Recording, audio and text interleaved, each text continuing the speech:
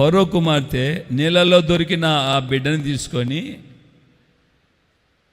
తీసుకొని ఆ ఇజ్రాయిల్ యొక్క స్త్రీ వచ్చింది కదా, ఆమెతో అంటది, ఫరో కుమార్తెకి తెలీదు ఈమె సొంత తల్లి అని. ఆమెతో అంటున్న మాట ఏంటంటే, ఇదిగో ఈ బిడ్డను తీసుకొని వెళ్ళి నా కొరకు నువ్వు పాలిచ్చి పెంచు. ఆమె ఆ బిడ్డను తీసుకొని వెళ్ళి పాలిచ్చి పెంచి ఆ పెద్ద వయసు వచ్చిన తర్వాత ఫరో కుమారుడుగా పిలిపించబడేటట్లుగా ఆ మెద్దకు తీసుకొని వెళ్ళాడు. దేవుని బిడ్డలారా, దేవుడు కూడా సేవకులుగా మా చేతికి మిమ్మల్ని అప్పగించింది. పసిపిల్లలుగా అప్పగిస్తే పసిపిల్లలుగానే ఆయనకు అప్పగించమని కాదు, దేవుని కుమారులుగా మిమ్మల్ని మేము అప్పగించాలి. హల్లెలూయా. దేవునికి మేము మిమ్మల్ని అప్పగించేటప్పుడు దేవుని కుమారులుగా మేము